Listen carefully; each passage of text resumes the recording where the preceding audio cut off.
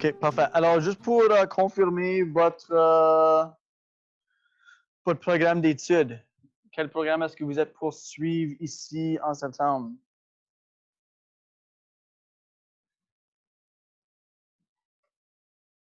Infirmière. C'est-tu le bac infirmière autorisé ou bien le programme infirmière sur le campus?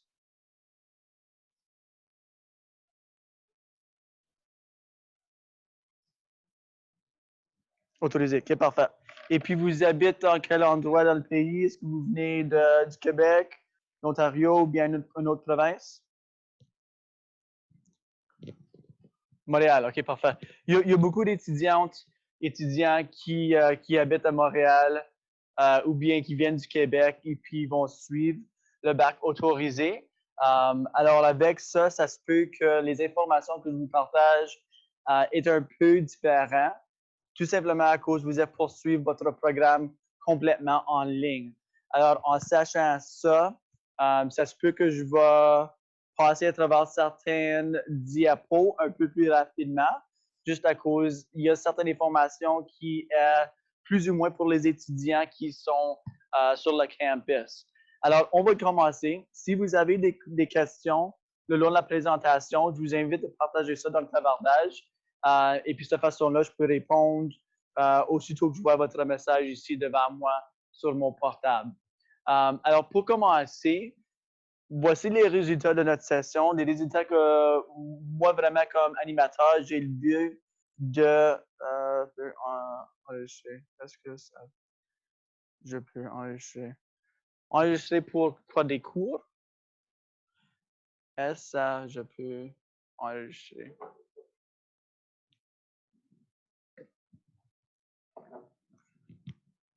OK, alors, juste pour continuer. Ça, c'est les buts vraiment de notre session. Alors, comme animateur, j'aimerais qu'on puisse réussir les informations suivantes afin que vous ayez une transition un peu plus amicale quand ça vient à vos études dans quelques semaines. Et puis, comme j'ai dit, ça se peut que certaines informations n'ont pas rapport avec toi, tout simplement à cause que vous êtes une étudiante à distance. Par contre, vous avez accès à tous les mêmes services que vous auriez comme étudiant ou étudiante sur le campus. Alors, même les services à l'élève, les services d'appui, peu importe si c'est un service académique ou bien social, vous avez quand même l'option de rejoindre ces services et de recevoir de l'appui de ces services. Alors, le contenu de la présentation aujourd'hui va expliquer les options de votre degré. Alors, pour vous, vous êtes pour suivre un programme qu'on explique un peu d'une façon professionnelle à cause, avec le bac autorisé de sciences infirmières, c'est un programme qui va vous préparer pour devenir infirmière, évidemment, soit dans votre province ou bien peu importe la région ici au Canada. Alors, dans cet exemple ici, les options pour vous sont un peu plus limitées à cause qu'il y a beaucoup de structures dans votre programme et un peu plus aussi de structures si vous avez mérité des crédits de transfert. Alors ça, c'est quelque chose que vous auriez reçu dans votre lettre d'offre qui indique, d'après les études que vous avez déjà faites, soit au cégep, au postsecondaire, au collège, université, vous auriez moins de cours à compléter chez nous à la Laurentienne avec votre bac autorisé. Alors, calculer les crédits obligatoires du programme. Avec toi, encore, c'est un peu différent. Si vous avez reçu des crédits de transfert, sinon, le programme au complet, si je ne me trompe pas, est d'une valeur de 60 crédits.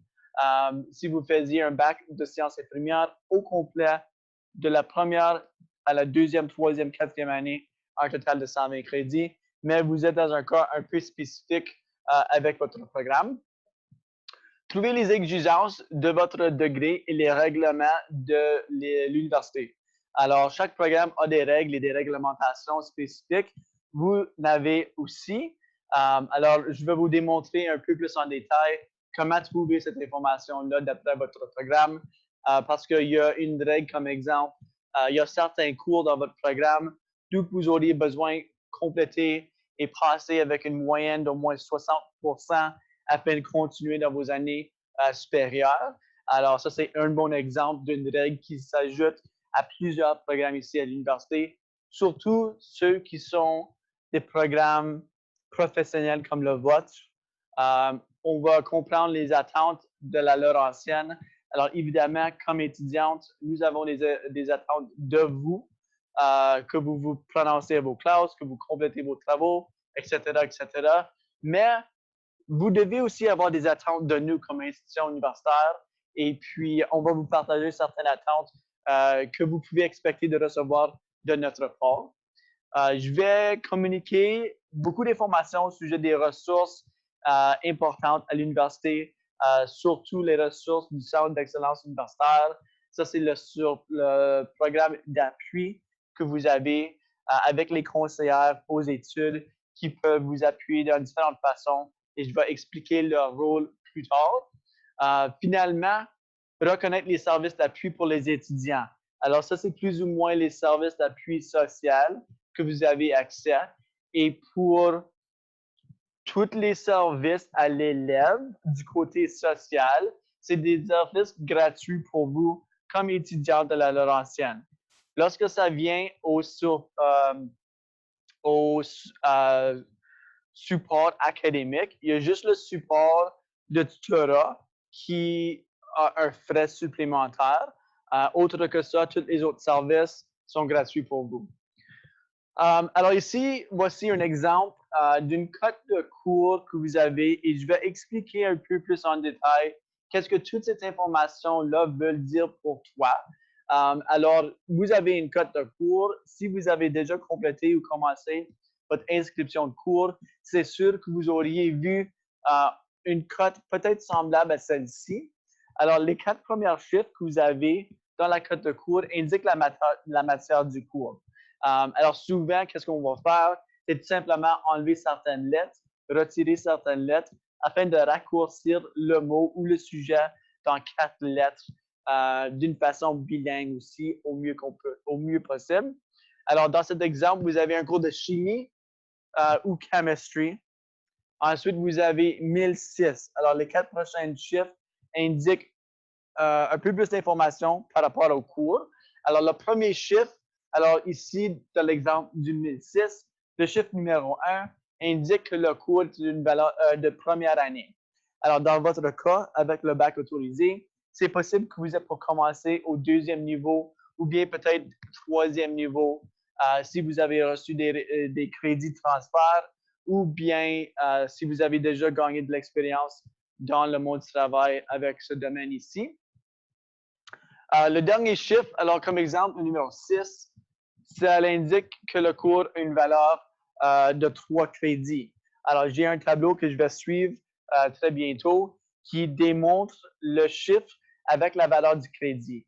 Alors, c'est fort probable que vous auriez des cours qui terminent avec le numéro 6 ou le numéro 7.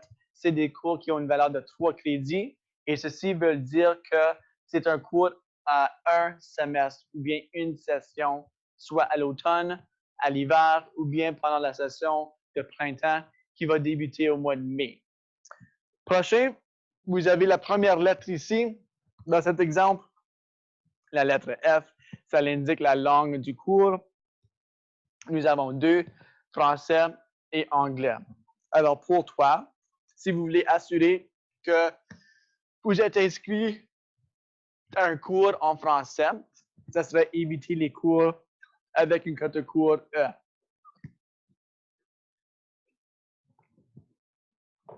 OK, alors la prochaine lettre, L, ça signifie le campus, Laurentienne. Le deuxième L, ça indique le laboratoire. Dans votre cas, vous n'aurez pas un cours avec un laboratoire à cause que vous êtes un étudiant à distance. Alors, tous les cours que vous auriez dans votre code de cours seraient FL et non FLL. Finalement, vous avez la section. Alors, les 2 dernières chiffres ici, le 02, ça indique que vous avez le cours à un certain temps ou une certaine journée de la semaine. Il y a des cours qui ont une section 1, 2, 3, 4 ou 5. Ça veut juste dire que vous avez le même cours qui sont offerts à différents temps, différentes dates ou bien avec un différent professeur. Dans votre cas, vous êtes une étudiante à distance.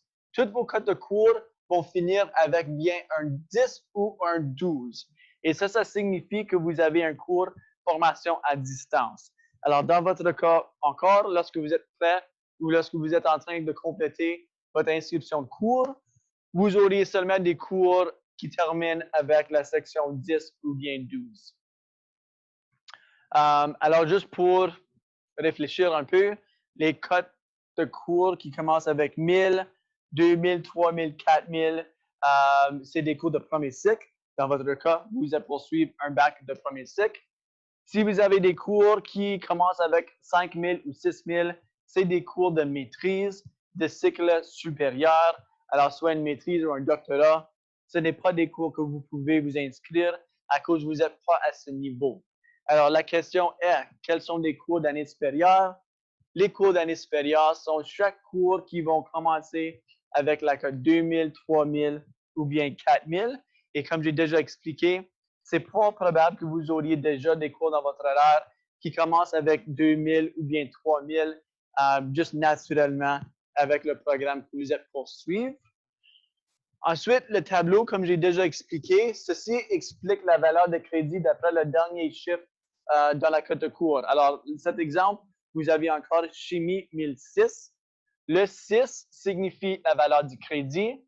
Et dans votre cas, vous aurez probablement seulement des cours qui touchent au numéro 6 ou bien au numéro 7. Si je ne me trompe pas, vous avez aussi un stage clinique dans votre programme. Ça se peut que le stage clinique a un différent chiffre, peut-être un 8 ou un 9, juste à cause, souvent les cliniques ou les stages portent une valeur différente. Mais les seuls qui sont plus communs sont identifiés ici en noir foncé. Alors, le 6 et le 7, souvent le 6 est un cours de première session d'automne. Ensuite, le 7 indique souvent un cours au deuxième semestre, alors la session d'hiver. Le 0 et le 5, c'est des cours de 6 crédits. Alors ça, c'est des cours qui vont commencer la session d'automne et terminer à la session d'hiver. Alors, vous avez une durée de 8 mois au complet pour terminer un cours de 6 crédits. Ici, nous avons les combinaisons de degrés. Comme j'ai déjà mentionné, vous êtes déjà dans un programme très structuré. Alors, vous n'avez pas la chance de déclarer, comme on va dire, comme exemple, une majeure ou une mineure. Pour toi, dans votre programme de bac, sciences infirmières autorisées, vous êtes pour réussir une spécialisation dans le domaine de sciences infirmières. Alors, tous les cours sont pas mal déjà dans votre, pas dans votre horaire, mais sont déjà sélectionnés pour vous dans le sens que vous n'auriez pas des cours de choix. Et des cours de choix, c'est des cours que vous pouvez prendre dans n'importe quelle autre matière à l'université. Mais si je ne me trompe pas, naturellement, avec votre programme d'études, vous êtes pour seulement prendre des cours dans la matière de sciences infirmières. Alors, si un étudiant, on va dire, va prendre un différent programme, ils vont avoir un peu plus d'options quand ça vient une majeure ou bien une mineure. Alors, ça, vous pouvez voir le montant de crédit pour chaque spécialisation majeure, mineure. Ensuite, une concentration qui va pour le bac de 3 ans. Alors, je vais juste passer vite fait à travers ces options ici.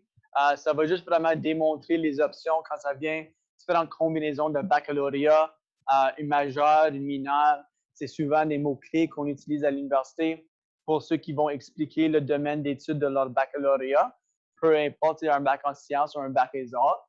Alors, les combinaisons au programme, au bac de 4 ans, nous avons un peu plus d'options, tout simplement à cause de l'étudiant ou l'étudiante vont réussir une autre année d'études, qui veut dire qu'ils vont faire 30 crédits ou bien 10 cours supplémentaires à cause qu'ils vont avoir une année d'extra aux études.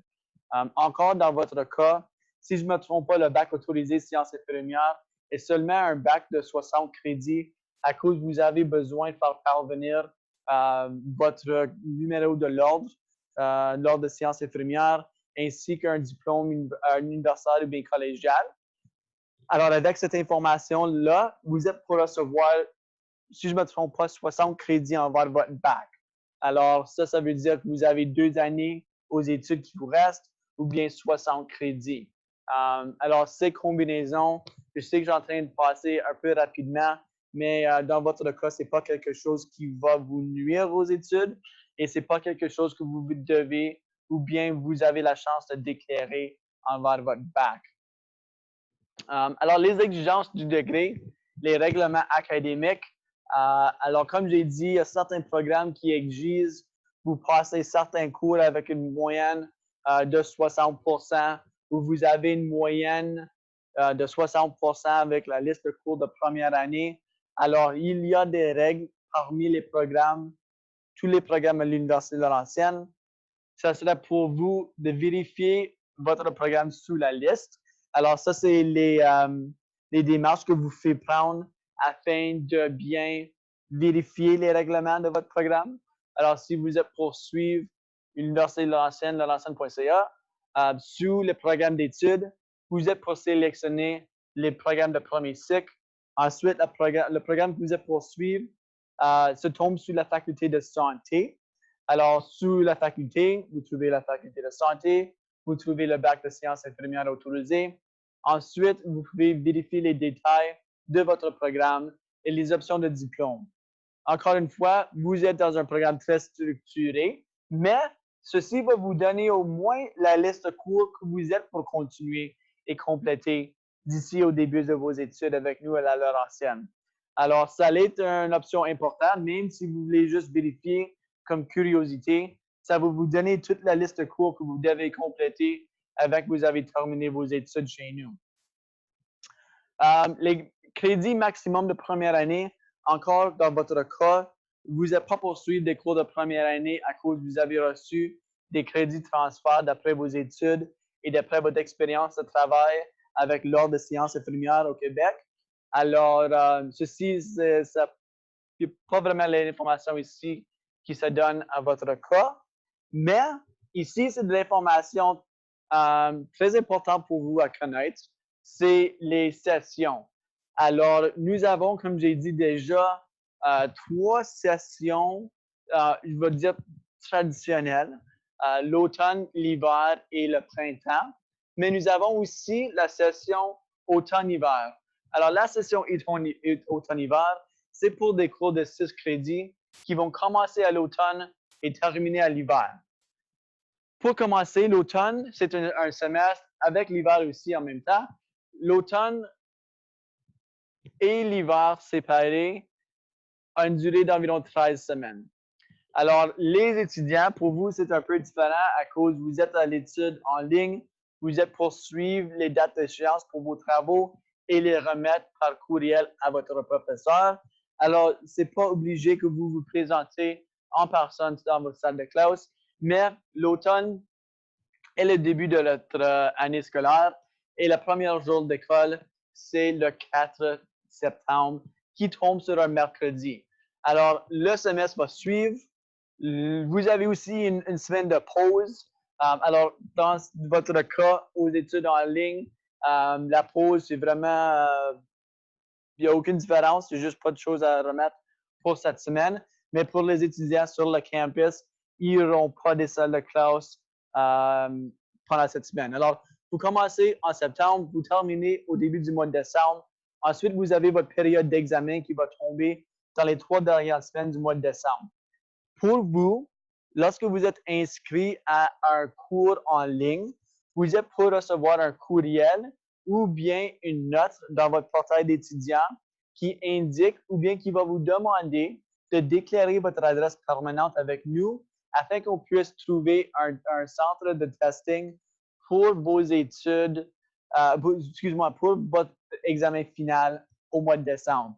Alors, vous êtes pour recevoir l'horaire pour votre examen final, souvent au début du mois d'octobre. Alors ça va vous donner les dates qui vont être éparpillées pendant le mois de décembre, commençant le 8 jusqu'au 24. Alors, on va dire, si vous avez 3 cours dans votre horaire à l'automne, vous auriez 3 examens finaux. Et dans votre horaire d'examen, vous auriez 3 différentes dates qui vont tomber dans les 3 dernières semaines du mois de décembre, afin que vous puissiez écrire votre examen final dans un lieu proche de vous. Même chose avec la session d'hiver, sauf qu'on commence en mois de janvier. Alors, encore un peu la même chose. Une session d'environ 13 semaines qui va commencer environ le 4 janvier et terminer vers le 6 ou le 8 avril. Et encore une fois, les 3 dernières semaines du mois, pour le mois d'avril, vont être la période d'examen qui, encore, vous êtes pour recevoir l'horaire de vos examens finaux au début du mois de février. Et puis, de cette façon-là, encore, si vous avez 2 ou 3 cours dans l'horaire, vous aurez 2 ou 3 examens finaux éparpillés dans les 3 dernières semaines du mois d'avril.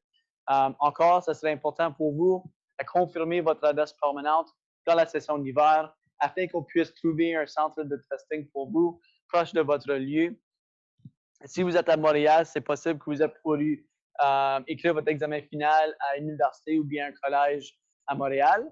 Alors, on va communiquer toutes ces informations pour vous ou avec vous souvent dans le deuxième mois de votre session. Pour la session de printemps, c'est une session raccourcie. Alors, c'est super important que vous sachiez, vous avez environ 8 à 10 semaines dans cette session et non 13. Alors, c'est certainement possible de prendre des cours de 3 crédits, sauf que c'est important encore à savoir, c'est une session raccourcie. Alors, le travail que vous êtes pour faire est un peu plus intense, en tant que vous avez environ 3 à 4 semaines de moins que vous auriez eu pendant la session d'automne et hiver. En terminant, la session automne-hiver, si je ne me trompe pas, vous n'avez pas une option pour prendre un cours de 6 crédits dans votre programme, mais si vous avez la chance, c'est un cours qui va commencer dans la session d'automne, terminer à la fin de la session d'hiver. Vous n'avez pas un examen final au mois de décembre. Par contre, vous auriez votre examen final cumulatif dans le mois d'avril et encore, vous êtes pour recevoir votre horaire d'examen final au début du mois de février qui va indiquer à quel temps vous avez cet examen pour le cours de 6 crédits. Est-ce que c'est bon? Est-ce que l'information, ça fait du sens pour les sessions? Oui, parfait. Cool. Et puis, si je peux demander, est-ce que vous avez déjà complété ou commencé l'inscription de cours pour l'automne ou bien l'hiver?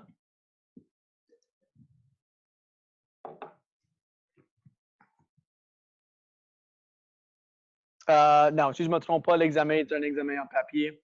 Donc, vous avez des questions à répondre. Ou bien peut-être une lecture, une réflexion, mais c'est toujours écrit. Ce ne sera pas un examen oral. Mais est-ce que vous avez commencé Caring for Profession? OK, juste celui-là? C'est le seul cours que vous avez dans l'horaire jusqu'à date? OK, parfait. Alors, pour toi, c'est-tu un cours l'automne ou l'hiver?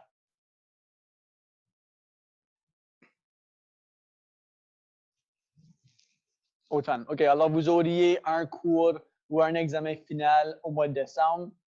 Et puis, si vous avez des cours, oui, c'est souvent un cours qui vont suggérer que vous commencez, c'est caring de profession.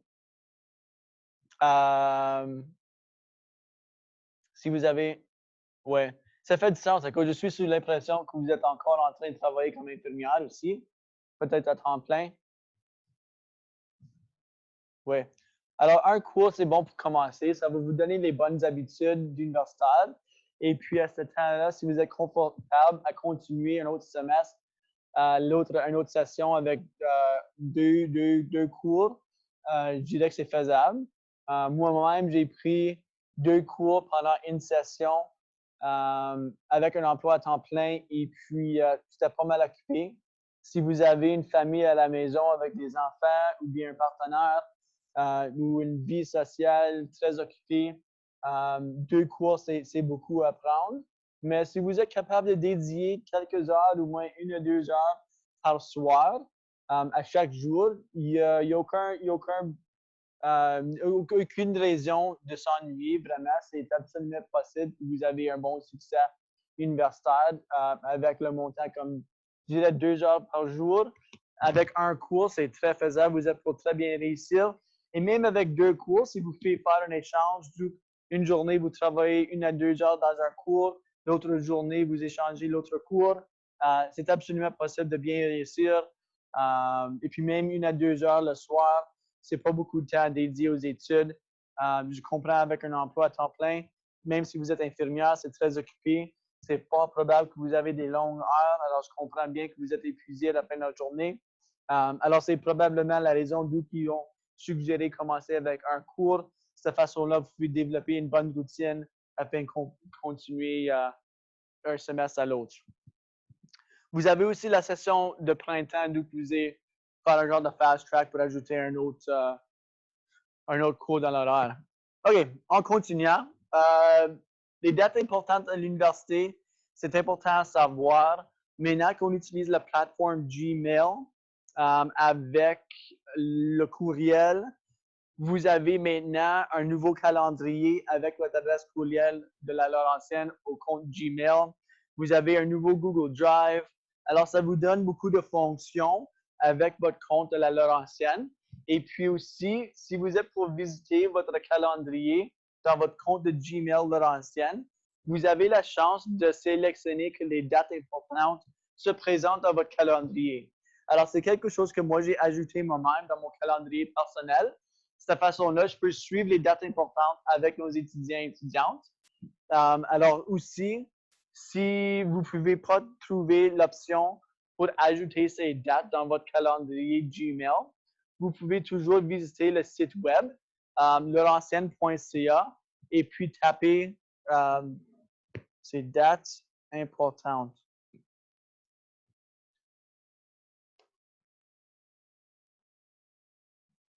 Une minute. Laurentienne.ca, ça date importante.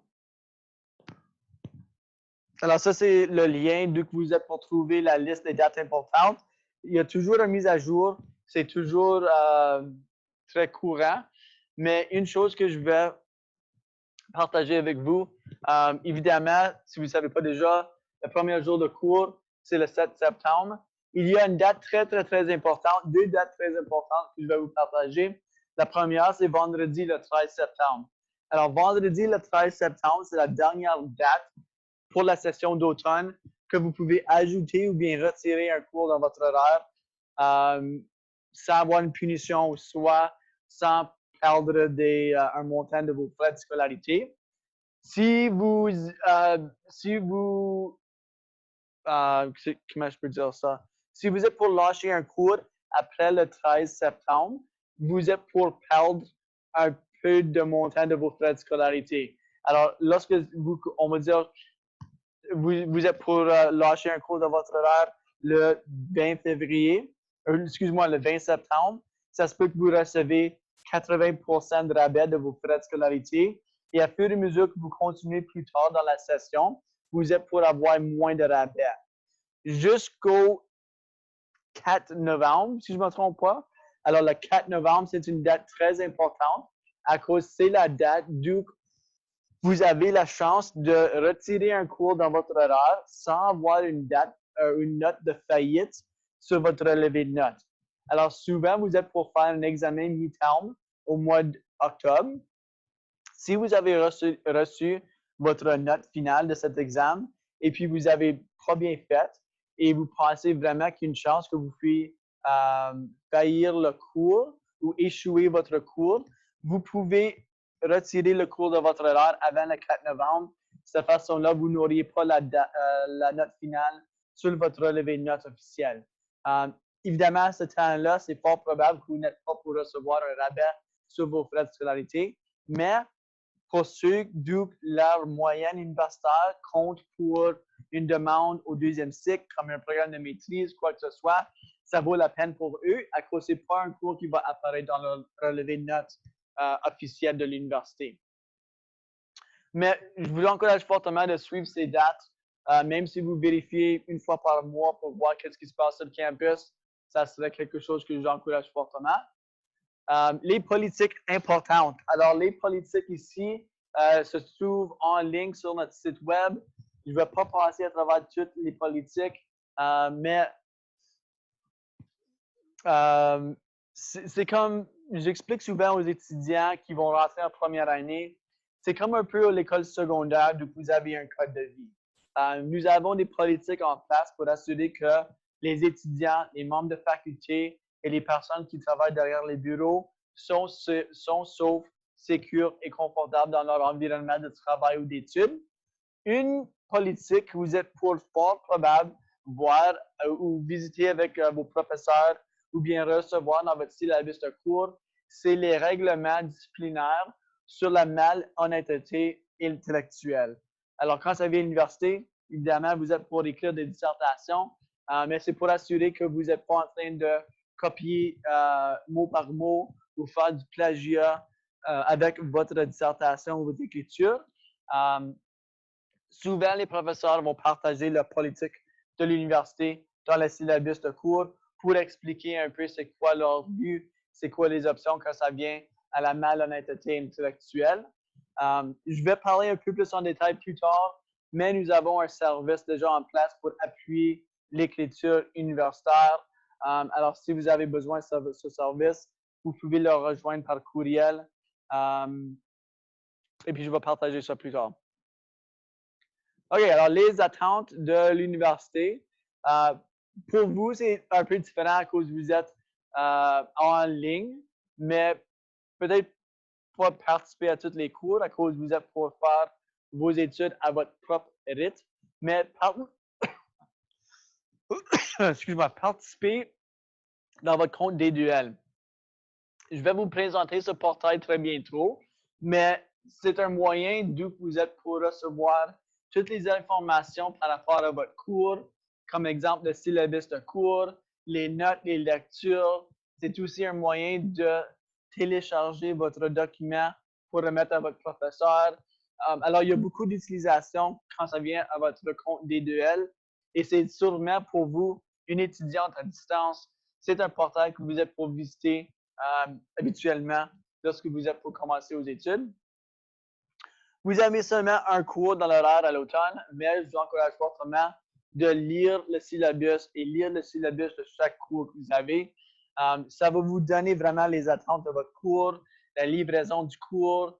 Ça vous donne souvent une mise à jour à chaque semaine, quel chapitre vous êtes pour lire. Alors, c'est super important que vous suivez le syllabus de cours à cause ça vous donne vraiment les règles de comment est-ce que vous êtes pour compléter votre cours avec succès. Obtenez votre carte étudiante. Alors, je sais que ça dit dans la présentation, c'est requis pour les examens finaux. Pour les étudiants à distance qui vont écrire les examens hors du campus, ce n'est pas nécessaire d'avoir la carte étudiante, mais vous devez avoir une carte qui donne preuve avec photo, identification, que vous êtes qui vous êtes, pour confirmer votre nom, ainsi que le numéro d'étudiant que vous avez. Alors, assurez-vous, lorsque c'est le temps d'écrire votre examen final, que vous avez une carte avec une identité photo, ainsi que votre numéro d'étudiant. C'est super important à cause vous devez le mettre sur le livret, ainsi que l'examen que vous êtes pour compléter. Il y a certaines suggestions ici qui n'ont pas rapport avec toi, à cause encore vous êtes à distance, mais savoir les coordonnées pour Laurentienne en ligne, c'est quelque chose qui va être super important pour toi. Apprendre à connaître le site web de l'Université de Laurentienne, votre compte D2L, ainsi que le livre du service. Ça, c'est super important à cause de beaucoup d'informations très, très importantes, non seulement sur le site web de la Laurentienne, mais aussi dans votre compte D2L. Dites bonjour à quelqu'un que vous ne connaissez pas, même en ligne. Alors, dans votre compte de D2L, vous aurez la pleine liste d'étudiants de votre cours et ça vous donne la chance de communiquer avec eux par courriel pour soit partager vos notes, faire vos études ensemble. Et puis, de cette façon-là, ça vous donne un sens de salle de classe, même si vous n'êtes pas dans une salle de classe physiquement. Et puis aussi, finalement, vérifiez votre adresse courriel de la Laurentienne régulièrement.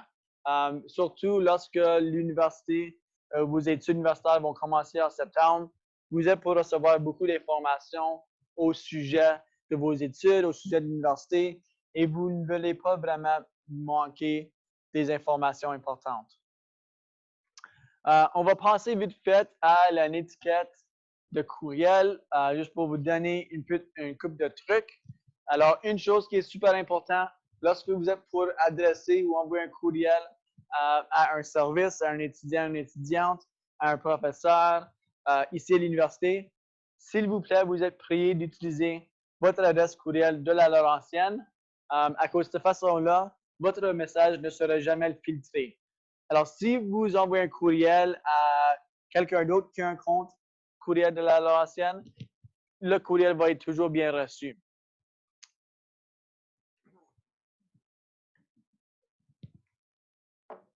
Ensuite, essayez de ton mieux de ne pas laisser la ligne de sujet vide.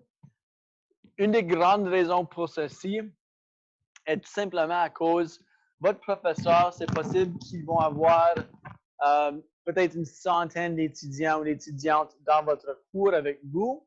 Et puis, c'est possible que ce professeur enseigne 2 ou 3 autres cours. Alors, si le professeur a 300 élèves par session et il reçoit un courriel de chaque étudiant dans le mois de septembre, c'est 300 courriels qu'ils vont recevoir dans une mesure de 3 ou 4 semaines. S'il voit qu'il y a un courriel qui rentre sans sujet, c'est pas que le courriel va être supprimé, mais ça se peut qu'il ne va pas avoir autant de priorité que les autres. Et vous ne voulez pas que ça arrive à vous. Alors, même si c'est juste un petit résumé de votre message pour mettre dans la ligne de sujet, c'est quelque chose qu'on recommande fortement. Ensuite, votre salutation, essayez de votre mieux d'éviter hey, what's up. Je sais dans votre cas, c'est possible que vous êtes un peu plus mature des étudiants qui vont sortir du secondaire présentement. Mais même une chose comme adresser le professeur comme docteur so-and-so ou professeur scope key, c'est tous des moyens professionnels et puis c'est une des choses qu'on recommande. Au moins avant que vous êtes un peu plus personnel avec votre professeur, essayez de votre mieux d'appuyer ou de saluter votre message avec le respect. Le contenu du message, moi, je recommande fortement d'essayer de votre mieux de briser vos idées ou votre message dans des petits paragraphes. Je trouve que c'est très difficile à lire un gros bloc de texte. Alors, si vous pouvez changer ou raccourcir vos paragraphes pour que c'est plus facile à lire, c'est quelque chose qu'on recommande. La fermeture, merci. Merci pour votre temps. Au plaisir. À bientôt. C'est toutes des salutations respectables. Et puis, aussi la signature. Alors maintenant, avec la plateforme Gmail, vous pouvez ajouter une signature électronique automatiquement dans votre courriel. C'est quelque chose que vous pouvez faire. Ou bien, assurez-vous de juste ajouter votre nom au complet, premier nom, nom de famille, avec votre numéro d'étudiante. Juste à cause, ils vont savoir qui vous êtes. Si par chance, vous avez oublié d'indiquer votre signature et vous n'avez pas ajouté votre nom ou votre adresse courriel, en utilisant votre courriel de la Laurentienne, que on a parlé ici, là, ça vous donne votre adresse courriel de la Laurentienne a votre nom d'utilisateur qui est unique à vous. Alors, si vous n'avez pas ajouté une signature, vous pouvez ensuite, on peut utiliser votre nom d'utilisateur de votre courriel pour trouver votre information dans le système si on doit faire référence à quelque chose. Mais si vous pouvez au mieux mettre votre nom ainsi que votre numéro d'étudiant. OK, alors on a un peu de gestion de temps. Juste un petit exemple. Alors, quand ça vient aux cours universitaires, et puis c'est la même pour des cours en ligne. Par contre, évidemment, en ligne, vous n'avez pas une salle de classe, mais chaque cours a une durée de lecture de 3 heures par semaine. Alors, il y a certains cours à l'université qui ont 2 blocs d'1 heure et demie ou bien un bloc de 3 heures. Vous pouvez vous imaginer que vous avez 3 heures de salle de classe à chaque année. Excusez-moi, à chaque semaine. Et puis pour chaque 3 heures dans la salle de classe, vous ne devez pas faire rien, mais on recommande fortement que vous ajoutez 6 heures pour les études à l'extérieur de la salle de classe. Alors, ça fait que si vous avez un cours dans l'horaire, 3 heures par semaine dans la salle de classe, et on ajoute 6 heures par semaine pour l'apprentissage à l'extérieur de la salle de classe, qui veut dire revoir tes lectures, tes dissertations, tes rapports, tes études pour un examen, ou tu écris un projet ou papier de recherche. Alors, par semaine, et encore, c'est seulement une suggestion, mais encore une suggestion forte, que vous dédiez environ 9 heures par semaine à un cours. Alors, pour vous, c'est comme 1 heure et demie par jour pour 7 jours. Alors, c'est très, très faisable. Alors, on a un exemple ici, 2 exemples. Peut-être on va juste passer avec le premier exemple, étant que vous êtes un étudiant à distance aussi. Mais Ryan est un étudiant bac administration des affaires en ligne à temps plein avec une charge de cours de 18 crédits. Alors, 18 crédits pendant une année scolaire, ça lui donne 9 crédits par session. Alors, 3 cours par 3, c'est 3 heures par semaine chaque, un total de 9 heures par semaine. Combien d'heures d'apprentissage additionnel Ryan devrait-il planifier? Et puis la réponse est 18. Alors, on fait simplement un x2. Alors, vous avez 3 heures dans la salle de classe, on fait ça x2 pour un total de 6 heures à l'extérieur des salles de classe, un total mis ensemble de 9 heures. Et on va passer par cet exemple à cause que vous n'êtes pas un étudiant de sciences. Mais vous êtes, mais dans une façon différente, étant que vous n'êtes pas en classe. Alors, une chose que les étudiants vont faire afin d'appuyer la gestion de temps, c'est qu'ils vont faire un tableau comme ceci, soit dans leur programme de Excel ou bien Microsoft Word, et puis ils vont insérer les dates d'où ils vont avoir leur salle de classe pour appuyer leur gestion de temps. Alors ici, et puis encore pour vous, c'est un peu différent étant que vous avez un emploi à temps plein, mais même pour juste ajouter votre emploi à temps plein, comme le lundi, on va dire, vous travaillez jusqu'à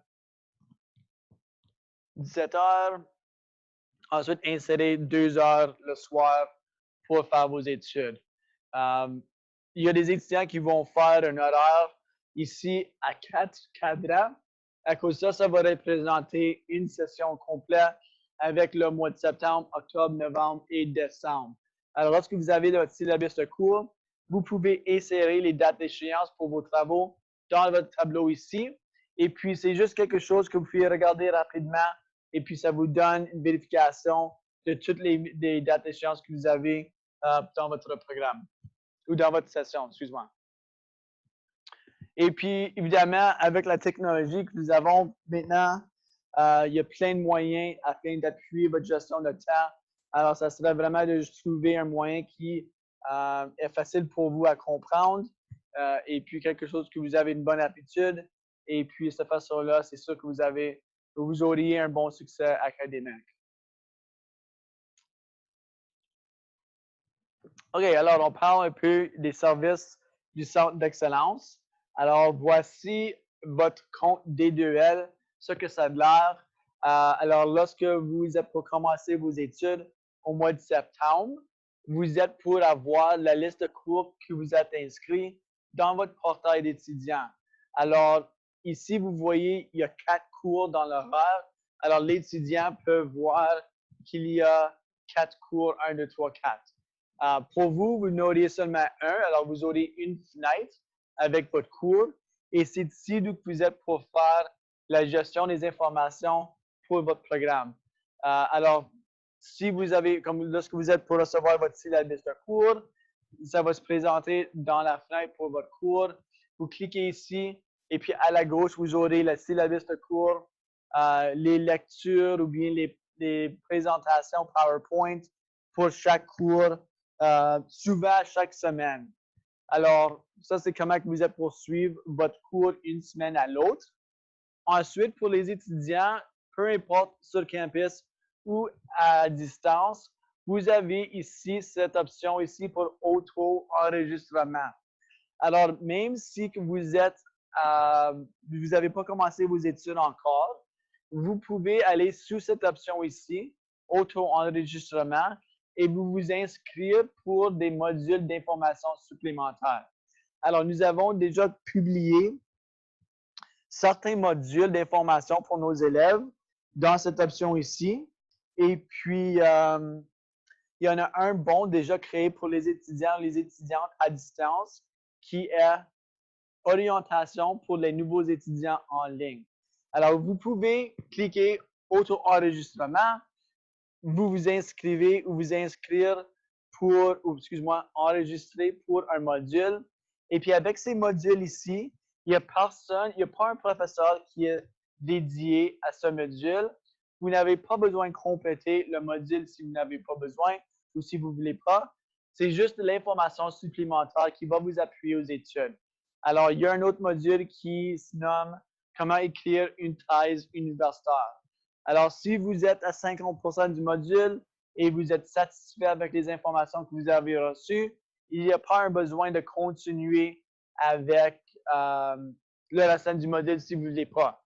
Alors, il n'y a personne qui va vous suivre pour dire « Hey, écoute, Dorsaf, vous avez besoin de compléter ce module avant la fin de la semaine. » Pas nécessaire du tout, mais c'est de l'information supplémentaire qui va absolument vous appuyer aux études.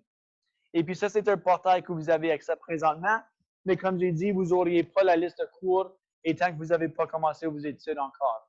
Mais le 4 septembre, on va allumer la lumière de votre compte et puis de cette façon-là, vous êtes pour voir votre cours Caring for the Professions ou bien le même cours en français ici comme une fenêtre de cours.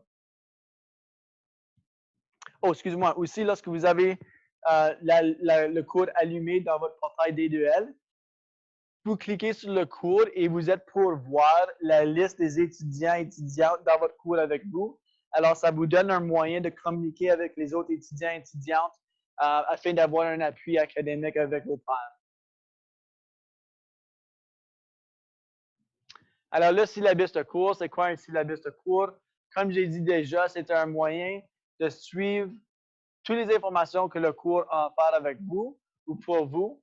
Alors, ça va vous donner le déroulement du cours une semaine à l'autre, l'information de votre professeur, l'information contact de votre professeur, le livre que vous devez acheter pour votre cours. Alors, c'est toutes les informations que vous êtes pour recevoir et vous êtes pour le recevoir dès la première journée dans votre compte D2L d'une façon électronique, genre PDF. Si vous faites un survol du syllabus de cours et il y a certaines informations là que vous ne voyez pas, vous pouvez toujours envoyer un message au professeur et puis il ou elle peuvent confirmer vos questions ou confirmer de l'information que peut-être vous ne voyez pas. Une chose avec ceci, c'est que vous n'êtes pas pour recevoir la date de votre examen final dans votre compte, tout simplement à cause vous êtes pour recevoir l'horaire du bureau du registre la première semaine du mois d'octobre. Et puis, on va partager la période d'examen ainsi que la date et le temps de votre examen final dans votre portail Laurentienne. Oui, les conseillères aux études, D2L surtout. Le D2L. D2L, vous auriez accès au compte D2L maintenant. Alors, vous pouvez visiter d2l.laurentienne.ca comme ça, et puis ajouter ou insérer votre information d'étudiant afin de faire un login. Ou si vous êtes dans votre compte Laurentienne, vous pouvez à la gauche cliquer une option D2L et vous êtes pour entrer dans votre compte directement comme ça. Mais vous devez avoir accès présentement. Sauf qu'il ne va pas avoir de l'information au sujet de votre cours, juste à cause que vous n'avez pas commencé votre cours. Alors, le 4 septembre, on va allumer le cours et puis vous êtes pour voir la fenêtre pour le cours Caring for the Professions ou peu importe le titre, là, ben, vous êtes pour voir cela. Alors ici, on présente les rôles des conseillères aux études. Et puis, même si vous n'êtes pas un étudiant, ou excuse-moi, une étudiante sur le campus, vous avez encore l'accès à recevoir de l'appui des conseillers. Alors ici, vous pouvez présenter, vous pouvez voir un peu plus en détail les rôles. Les cours seront comme aujourd'hui avec des documents. Souvent, ça va être des documents. À moins que votre professeur vous dise qu'il y a une session de groupe en ligne ou une session vidéo ou téléconférence, toutes les informations que vous êtes pour recevoir seront en document.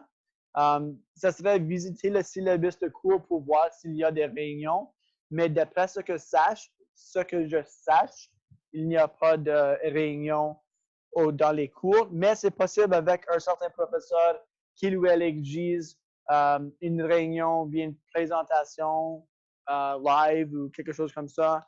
Mais souvent, à distance, s'il y a des vidéos à voir, les professeurs vont vous donner un lien et ce n'est pas des sessions en direct.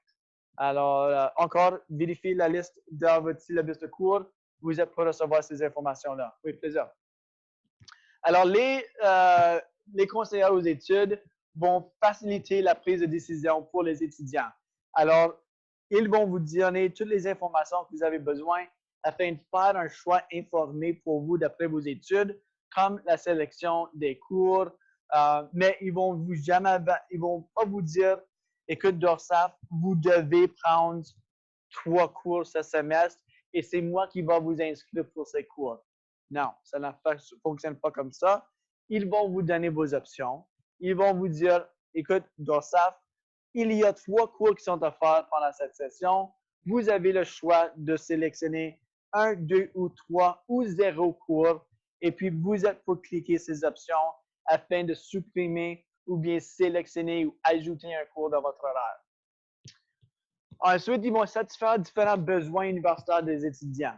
Alors, nous avons des étudiants, comme exemple des étudiants athlètes universitaires qui ont un horaire de cours moins chargé afin qu'ils puissent dédier du temps à leurs études et aussi aux responsabilités supplémentaires qu'ils ont avec leur équipe universitaire. Dans votre cas, vous avez reçu la suggestion d'avoir seulement un cours pendant la session d'automne. À cause, ça c'était un besoin pour vous, que vous avez un emploi à temps partiel, vous êtes déjà infirmière et on comprend qu'il y a un temps que vous devez dédier non seulement à votre emploi, à votre cours, à votre famille, à vos amis, à votre vie sociale. Alors, on a suggéré que vous preniez un cours.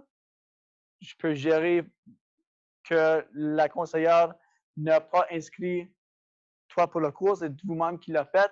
Alors, c'est des exemples comme ça qui vont vous appuyer. Ils donnent des présentations de programmes ciblés. Alors, nous avons des ateliers qu'on offre pendant l'année scolaire qui sont toujours offerts aux étudiants à distance ou bien sur campus. Maintenant qu'on utilise la plateforme Zoom, on peut animer nos présentations en direct pour vous, même si vous n'êtes pas en personne. Et puis, ils vont fournir de l'appui pour les étudiants en transition. Alors, pour vous, vous êtes une étudiante en transition. Vous êtes en train de faire une transition de votre emploi ou du cégep ou du collège, université que vous avez fréquenté déjà à la Laurentienne. Alors, pour vous, cette expérience est nouvelle et puis ils ou elles ont un rôle unique à appuyer cette transition pour vous quand ça vient à appuyer vos crédits de transfert ou bien donner des suggestions à quel cours commencer pendant votre première session. Alors, si jamais vous avez besoin de cet appui ou vous avez besoin de cette direction ou l'information afin de faire un choix très informé, ce serait tout simplement d'appuyer ou de communiquer avec les conseillères aux études et puis ils peuvent absolument vous aider avec ça. D'autres ressources que nous avons pour nos étudiants, c'est toutes des ressources que vous pouvez absolument accéder comme une étudiante à distance. C'est le service d'écriture écrit universitaire.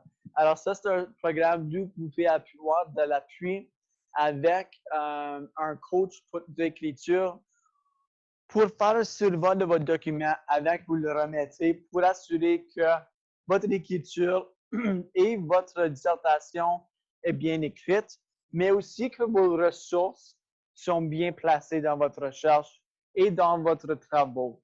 Alors, c'est quelque chose qui est un peu plus important à l'université que les professeurs vont bien noter. C'est comment vous êtes pour déclarer vos ressources dans votre recherche. Alors, si vous avez besoin de l'appui pour ce service, c'est gratuit pour vous. Évidemment, vous êtes à Montréal, alors souvent pour les étudiants à distance, ils vont faire un appointement Skype ou par téléphone, d'où ils peuvent travailler sur le papier avec vous ensemble. Une de mes collègues, elle travaille avec le centre d'écriture et souvent, elle va faire des appointements Skype afin qu'elle puisse partager l'écran avec vous et puis faire des modifications à votre travaux avec vous. Alors, je vais partager mon adresse courriel dans le clavardage. Je sais que vous l'avez déjà reçu avec la confirmation de votre inscription, mais à cette façon ici, si vous avez des questions, vous voulez fixer un rendez-vous pour un certain service, vous êtes prié de me communiquer et puis ça me fait plaisir de vous mettre en contact avec les bonnes personnes. Tutorat, comme j'ai dit déjà, c'est un des seuls services à l'université que vous devez payer de votre poche. Alors, si vous avez besoin d'un tutorat pour un certain cours, vous pouvez nous faire savoir et puis on va faire référence à notre liste de tuteurs afin qu'on puisse vous mettre en contact avec quelqu'un qui va vous donner de l'appui. Des ressources additionnelles. Alors, nous avons des ressources à l'université comme le centre de recherche bibliothécaire. Alors, si vous avez besoin de la recherche ou de l'appui pour faire de la recherche sur la bibliothèque en ligne, on peut vous appuyer. Nous avons aussi un centre linguistique. Alors, pour les étudiants internationaux qui ont besoin de l'appui pour la langue anglaise, nous avons ce service-là pour eux, ainsi que le service en ligne. Alors, pour vous, le service en ligne va travailler pour vous afin de confirmer et assurer que la livraison de votre information du cours est bien livrée. Alors, eux travaillent sous le département du centre d'excellence. Alors, ils peuvent vous appuyer là. Et comme j'ai dit, les séances d'information ainsi que les ateliers, c'est quelque chose qu'on donne à chaque session aussi. Alors, c'est quelque chose que sûrement, si vous voulez participer, on peut animer ça en ligne avec toi. Alors, ça, c'est l'information contact ainsi que le lieu pour les conseillers, les conseillères aux études. Alors, ça, c'est quelque chose que vous pouvez toujours naviguer. Et puis, étant que vous êtes à Montréal, pour eux, ils vont fixer un rendez-vous avec toi, soit par téléphone, par Skype ou par un autre moyen qui est confortable pour toi. Alors, vous pouvez également prendre note de leur information contact, mais comme toujours, si vous avez perdu cette information, envoyez-moi un courriel et puis ça me fait plaisir de vous mettre en contact avec les bonnes personnes. Alors, d'habitude, on prend une petite pause si nous avons des étudiants ici en personne. Mais étant qu'on passe assez vite avec la présentation, je vais tout simplement continuer à cause de la dernière partie ici va prendre environ 20 à 30 minutes. Et puis, c'est plus fixé sur les services à l'élève. Puis, je trouve que c'est de l'information importante pour vous à connaître à cause souvent les étudiants à distance, on attend souvent qu'ils ne savent pas, ils ont accès à ces services comme un étudiant ou une étudiante à distance. Ils pensent souvent que parce que les services sont ici, sur le campus, ils n'ont pas accès. Et puis, c'est pas vrai du tout. Évidemment, il y a certains services ici que je vais mentionner, comme le service de sécurité, que pour vous, il n'y a pas vraiment de raison afin d'appuyer ce service, étant que vous n'êtes pas sur campus physiquement. Mais sûrement, le service de counseling, le service de centre d'excellence, le service d'accessibilité, c'est tous des services que vous pouvez accéder, même si vous êtes une étudiante en ligne. Et sont gratuits pour vous. Alors, c'est quelque chose qu'on encourage que vous accédez. Alors, juste pour expliquer un peu notre bureau, notre département de transition, on appuie les étudiants qui vont venir ici à l'Université Laurentienne pour la première fois. On anime des sessions d'orientation comme celle-ci. On anime des activités pour la semaine de bienvenue. On fait plein de choses sur le campus afin d'assurer que nos étudiants se sentent préparés pour leurs études lorsqu'ils commencent leur premier semestre. Alors, imagine qu'on est un peu comme les gens à Walmart qui vous souhaitent la bienvenue lorsque vous êtes rentré dans le magasin. Mais pour nous, on est à l'extérieur de le magasin Walmart. On est là devant les portes pour vous accommoder, pour vous souhaiter la bienvenue et pour assurer que vous êtes confortable et prêt pour poursuivre vos études universitaires. Alors, voici le compte de ma Laurentienne. C'est fort probable que vous avez déjà accédé à ce portail. Et si oui, je vous encourage fortement de prendre du temps ici au début du mois de septembre et explorer le site un peu pour voir c'est quoi toutes les options et les options qu'ils ont pour vous. Alors ici, avec la flèche, vous voyez que vous avez un guide pour les nouveaux étudiants. Alors ça, c'est une section de recherche de ressources que vous pouvez accéder qui va juste vous donner plus d'informations par rapport à nos services, nos clubs, nos associations, la vie étudiante. Alors, vous avez accès à ce portail pour la pleine année. Ensuite, ici à la gauche, vous avez votre D2L. Vous avez votre courriel électronique de la Laurentienne avec Gmail. En haut ici, avec l'enveloppe. J'essaie de penser à cause vous avez différents accès comme étudiant à distance.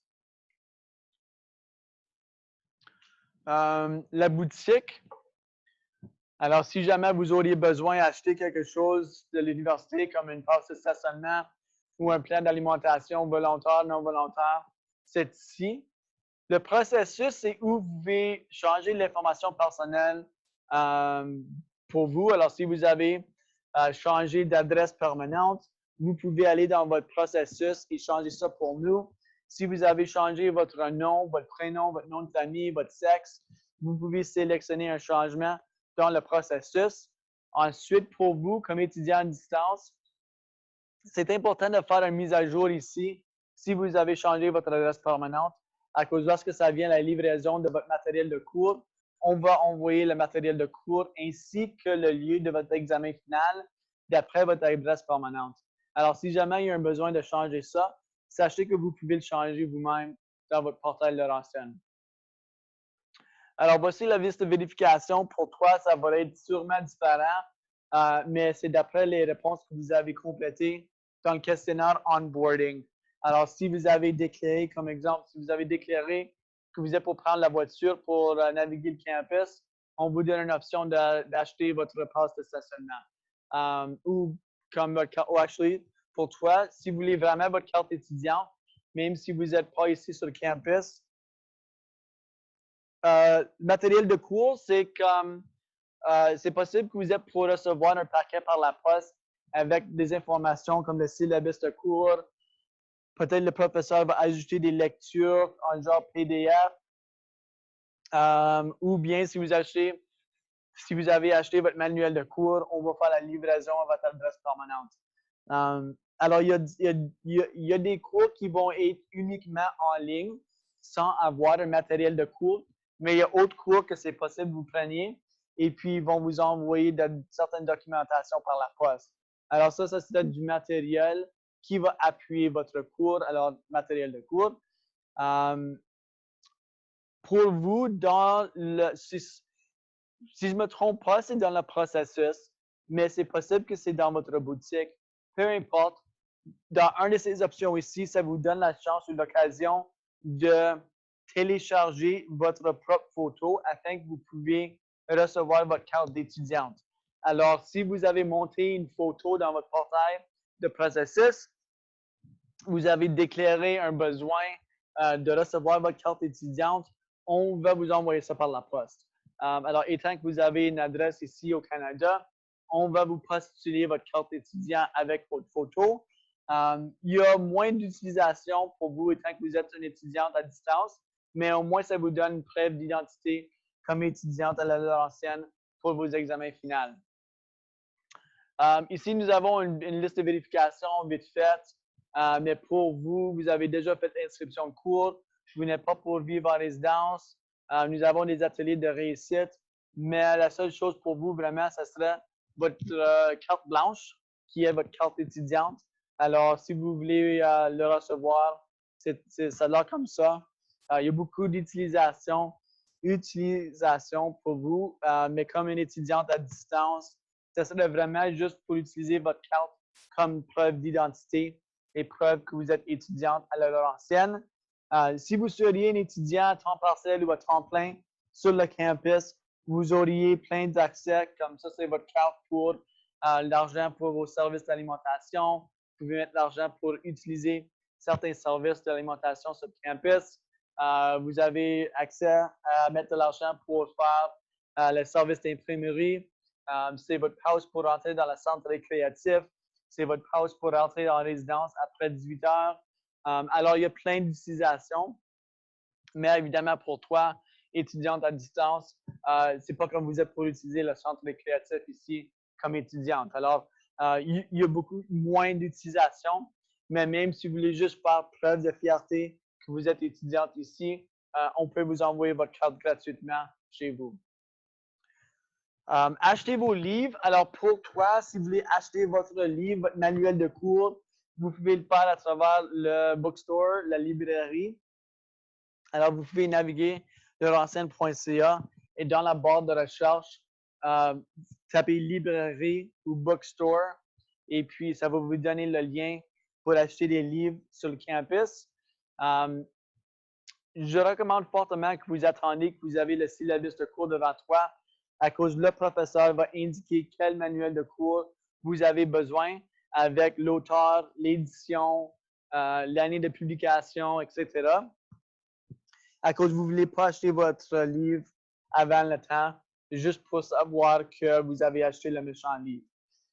Pour vous, encore étudiante à distance, notre librairie sur le campus, ce n'est pas la seule place d'où vous pouvez acheter vos livres. Si vous avez trouvé un livre sur Amazon ou Chapters ou quoi que ce soit, assurez-vous que c'est le bon livre, que c'est le livre que votre professeur a confirmé avec vous. Et puis, de cette façon-là, si vous avez un autre moyen d'acheter vos livres, c'est vraiment à vous. Ce n'est pas nécessaire de toujours acheter vos livres dans la librairie ici sur le campus ou bien en ligne pour notre bibliothèque. Mais c'est un moyen pour assurer que nous avons la bonne édition à cause nos professeurs doivent déclarer le livre qu'ils vont utiliser pour leur cours avant qu'ils commencent aux études. Alors, résidence, vous êtes pas en résidence, stationnement, vous n'avez pas une place de stationnement. Voici la liste de cours, d'ateliers qu'on utilise ou qu'on va préparer à chaque session. Alors, ça, c'est quelque chose que vous pouvez vous attendre. Et puis, on va partager le lieu, le temps et la date de ces ateliers lorsqu'il est disponible pour vous. Et puis, comme j'ai dit, toujours, vous êtes invités à participer. Et puis, s'il y a un moyen d'accéder à l'atelier en ligne, on va vous faire parvenir le lien, pareil comme on l'a fait pour cette session ici. Alors, trouvez vos salles de classe. Vous n'êtes pas sur le campus, mais on peut passer vitement si jamais vous voulez faire une visite. La première lettre de votre salle de classe indique l'édifice que vous êtes pour être. Alors, dans cet exemple ici, l'édifice des classes pour la lettre C. Ensuite, vous pouvez faire référence à votre plan de campus. Alors, chaque nouvel édifice va avoir, comme les premières lettres vont être dans votre code de cours ou votre information de cours. Alors, vous faites voir un exemple ici. Fraser Auditorium, FA, salle de classe, C, édifice des arts, A, Parker Building, P. Alors, c'est tout à faire avec le nom de l'édifice afin que vous puissiez trouver votre salle de classe avec comme très facilement. Le premier chiffre indique le plancher. Ensuite, les deux derniers chiffres, c'est la porte ou la chambre sur ce plancher-là. Alors ici, vite-moi, sans aucune information, c'est 318, c'est l'édifice de salle de classe, le 3e étage et la 18e classe sur le 3e étage. Alors ici, pour terminer la présentation, je vais discuter un peu de votre équipe de succès. Alors, l'équipe de succès, vraiment, c'est juste une équipe des services que nous avons ici pour nos élèves sur le campus et également en ligne. Et puis, lorsqu'on a préparé notre présentation quelques mois passés, moi et mon collègue, on aime beaucoup la série de Star Wars. Alors, on a remplacé chaque service avec un caractère de la série Star Wars afin qu'on puisse faire un accord d'après les caractéristiques de chaque caractère et puis leur service. Alors, voici Luke Skywalker. Alors, Luke Skywalker, c'est un caractère principal de la série de Star Wars. Et puis, c'est lui qui veut toujours assurer que son équipe, son alliance est sécure et sauf et hors du danger. Alors, on fait une représentation avec le service d'accessibilité à cause c'est un service qui va faire la même chose pour vous. Alors, si vous avez un PEI qui vous suit pendant votre secondaire, votre cégep, votre post-secondaire, on peut vous accorder les mêmes services pour assurer que vous êtes sur le même niveau de succès avec tous les autres étudiants et étudiantes ici à Laurentienne. Alors, un très bon exemple pour vous, ce serait un moyen d'accessibilité afin d'écrire vos examens finaux. Alors, on va dire si vous avez une note d'un docteur qui indique que vous avez de l'anxiété pendant les examens, quoi que ce soit, c'est possible de recevoir ou avoir accordé plus de temps pour vos examens finaux. Alors, vos examens finaux seront toujours 3 heures du temps. Mais si vous avez une note du service d'accessibilité, ils vont travailler avec le service en ligne ici chez nous pour assurer que vous avez double temps ou la moitié de temps de surplus afin d'écrire vos examens et pour assurer évidemment que vous êtes confortable dans votre environnement lorsque vous êtes pour écrire. Alors, si vous avez besoin de l'appui de ces services, je vous prie de communiquer avec moi et puis je vais mettre en contact avec les bonnes personnes afin qu'ils puissent vous appuyer. Ensuite, nous avons Princess Leia. Alors, Princess Leia, c'est une des caractères femmes les plus populaires dans la série de Star Wars. Et puis, c'est elle qui va vraiment donner un sens d'espoir à son alliance pour assurer que tout est bon et peuvent éviter les Rebels, on va dire, de Darth Vader et puis son équipe. J'ai déjà parlé beaucoup du centre d'excellence avec les rôles des conseillères et puis nos ressources que nous avons, mais juste pour vraiment mettre l'accent sur le fait que ça, c'est votre centre de soutien académique et puis tous les services qu'ils vont offrir sont également offerts pour vous en ligne comme étudiante à distance. Alors, si vous avez un besoin pour un certain service que nous avons déjà discuté aujourd'hui, encore vous êtes priés de communiquer avec moi. Je vais partager leur adresse courriel excellence@laurentienne.ca. Alors, c'est un moyen de recevoir l'appui soit d'un conseiller, une conseillère, ou bien d'un autre service d'appui que nous avons avec notre service. Prochain, nous avons Luke Skywalker. Alors, Luke Skywalker, c'est un caractère assez populaire dans la série de Star Wars. Et puis, au début de son rôle dans la série, Han Solo, excuse-moi, Han Solo était très appréhensif au sujet de la force. Alors, la force, c'est comme un moyen intellectuel des Jedi pour contrôler d'autres personnes autour d'eux. Alors, on a fait le lien de la force mentale avec la santé mentale. Alors, le service de counseling et programme de soutien, c'est un service que vous pouvez accéder même si vous êtes une étudiante à distance et c'est un service gratuit pour vous. Alors, on va dire si vous êtes en train de passer aux études, vous êtes stressé avec le travail, votre vie sociale, votre famille, vos études, vous pouvez communiquer avec le service de counseling pour avoir un 1-à-1 avec une conseillère au centre de counseling pour avoir cette discussion-là afin d'avoir de l'appui sur votre vie sociale et ainsi, évidemment, votre vie académique. Alors oui, si vous avez besoin, encore, ça me fait plaisir de vous mettre en contact avec les bonnes personnes à ce bureau-là. Mais sachez que c'est encore un programme qui est disponible pour vous, même si vous êtes en ligne. OK, cool. Prochain, nous avons le service de santé et bien-être. Alors, pour vous, c'est probablement un service qui est utile pour vous, étant que la clinique se trouve sur le campus et puis vous êtes à distance. Mais comme infirmière, évidemment, je pense que vous êtes très bien informé et capable de donner ce service à vous-même, ou bien vous avez probablement un docteur de famille proche de vous. Alors, c'est vraiment juste une clinique de santé. Et puis, on fait le lien avec Chewbacca à cause, on sait que les étudiants, les étudiantes à l'université, des fois, ils vont pas nécessairement appuyer leur santé de bien-être, leur santé physique à cause ils se lèvent tard le soir, ils sont en train de faire leur dissertation jusqu'à 3-4 heures du matin, ou bien des fois, ils vont pas dormir à cause qu'ils sont aux études, ils vont boire du Red Bull juste pour garder réveillés. Et puis, si on ne paye pas attention à notre santé physique, tu peux te lever le matin et avoir l'air un peu comme Chewbacca. Alors, juste pour mettre un peu l'accent au fait que nous avons ce service avec 2 infirmières et un docteur sur le lieu du lundi au vendredi pendant les heures d'ouverture de l'université. Ensuite, nous avons R2D2. Alors, c'est lui qui représente le service équité, diversité et droit de la personne. Alors, si vous êtes familier avec la série de Star Wars, c'est lui le petit robot qui va aider dans les cas d'urgence.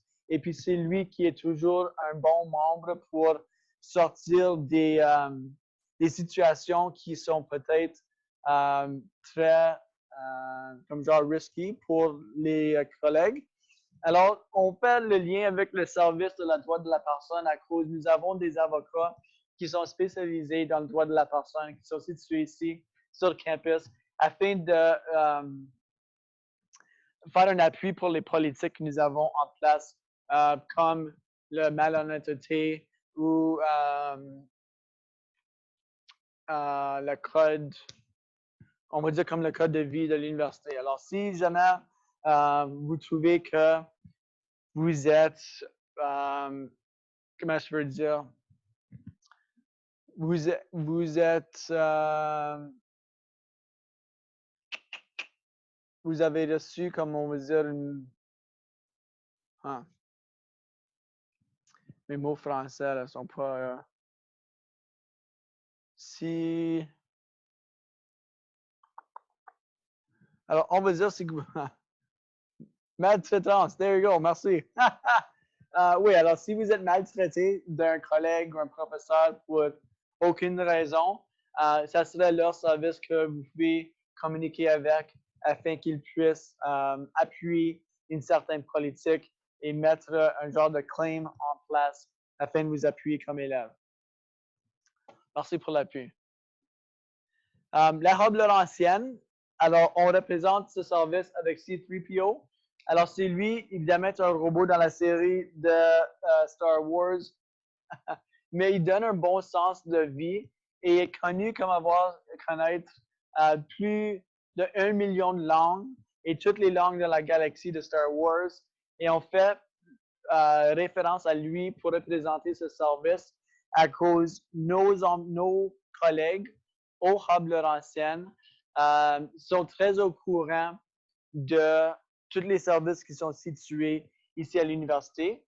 Et puis, ils ont un rôle très important à cause nous avons le bureau des admissions qui travaille avec eux, le bureau d'aide financière, les records d'étudiants, le bureau du registre, et puis aussi, ils vont vous aider avec votre portail de ma Laurentienne si jamais vous avez de la difficulté à accéder à certains services.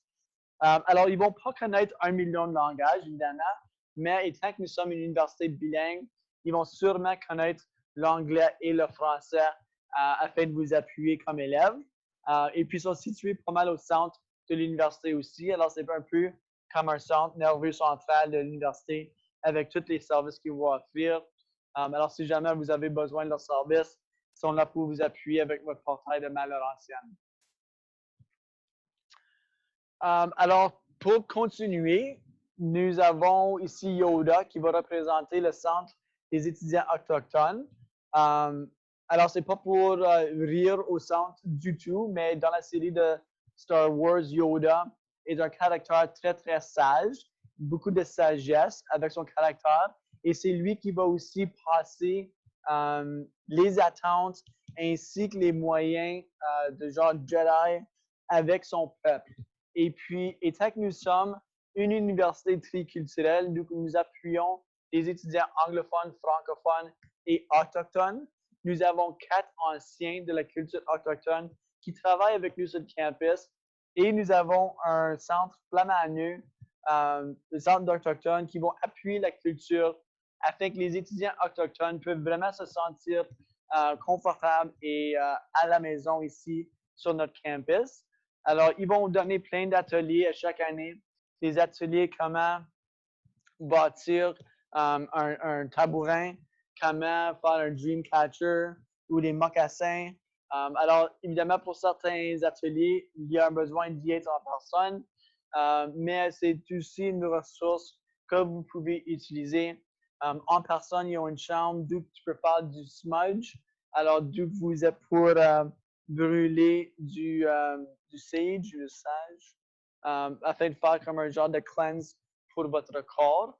Alors, c'est un très bon service. C'est un service pour moi qui est proche au cœur à cause, je suis en train de faire mon bac de 2e degré en études autochtones au côté anglophone.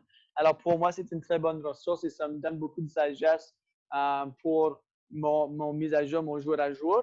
Alors, si vous avez besoin, eux comme ressources sont ici pour vous appuyer si jamais vous les avez besoin.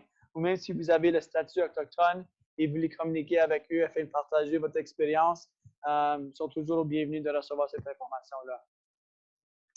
Finalement, nous avons le bureau de sécurité. Alors, comme je disais déjà, ce n'est pas vraiment un service qui peut vous appuyer et tant que vous êtes à distance, mais nous avons sécurité 24 heures par jour, 7 jours par semaine, 365 jours dans l'année scolaire. Alors, si vous appelez le bureau de sécurité à l'université, peu importe le temps, il va y avoir quelqu'un là pour répondre au téléphone. Un cas d'où je peux m'imaginer que vous auriez besoin d'accéder à ce service, c'est si que vous êtes présenté à un lieu pour écrire votre examen final. Par exemple, vous avez un examen qui commence à 7 heures le soir, 19 heures, et vous arrivez là, il n'y a personne dans la chambre, il n'y a personne autour de vous. Vous pouvez communiquer avec le bureau. Et puis, évidemment, à 19 heures, les services à l'université sont fermés. Là, si vous avez la difficulté à rejoindre le service en ligne, le service de sécurité peut répondre à votre appel et puis vous donner l'information contact à quelqu'un qui peut peut-être vous aider. C'est vraiment le seul exemple que je peux penser pour les étudiants à distance. Mais pour les étudiants sur campus, nous avons des clubs et des associations qui cherchent de l'appui des étudiants. Alors, nous avons un club genre Emergency Response, d'où sont ici sur le campus afin d'appuyer n'importe quel incident physique ou mental qui se passe. Et puis, c'est eux qui vont faire la liaison avec les services policiers, ambulanciers ou bien les services de feu ici à la ville du Grand Sudbury. Et puis, nous avons d'autres services, un service de bénévoles, d'où il y a toujours, ça s'appelle Safe Walk. En anglais, ça serait comme marche sécure, I guess. Alors, c'est juste 2 étudiants, hommes et femmes, qui vont marcher de campus de 20 h jusqu'à 2 h du matin pour assurer que tout le monde sur le campus est sauf. Alors, si vous avez un classe, on va dire, sur le campus, tard le soir, et vous voulez quelqu'un qui marche avec vous à votre saut pour assurer que tout est bien, ils vont vous suivre, marcher avec vous. Et c'est toujours 2 étudiants, un de chaque sexe, hommes et femmes, afin d'assurer que tout va bien. Alors encore, ce n'est pas vraiment un service que vous vous appuyez trop, mais sachez que même sur le jour de Noël, vous appelez la sécurité, il va y avoir quelqu'un là pour répondre le téléphone. Alors ça complète votre alliance de succès. Et ce n'est pas pour dire que vous avez besoin de tous ces services la première semaine d'école, mais sachez qu'ils sont là pour vous appuyer. La seule chose, c'est que vraiment, c'est à votre responsabilité d'appuyer ce service, de rejoindre ce service si vous avez besoin d'appui de eux. Ce n'est pas un service ou des services qui vont vous rejoindre pour dire « Oh, bonjour, Dorsaf, est-ce que vous avez besoin du service de counseling aujourd'hui? » Si vous avez besoin du counseling, c'est à vous de communiquer avec eux par courriel ou par téléphone et puis ils peuvent certainement vous aider. Alors ça complète notre présentation aujourd'hui. Je vous remercie beaucoup d'avoir participé. C'est un peu étrange de donner une présentation dans une salle de classe toute seule avec aucun étudiant. aux étudiantes, mais ça fait plaisir quand même de vous appuyer. Et puis, j'espère que vous avez profité de l'information que j'ai à partager avec vous aujourd'hui. Si jamais que vous avez besoin d'appui supplémentaire ou bien vous voulez faire un survol de certaines informations qu'on a parlé aujourd'hui, vous êtes prié de m'envoyer un courriel, gj_benoît, laurentienne.ca. Et puis, ça me fait plaisir de répondre à vos questions, peu importe le sujet. Et puis, si je ne connais pas la réponse, c'est sûr que je vais connaître quelqu'un qui peut vous appuyer.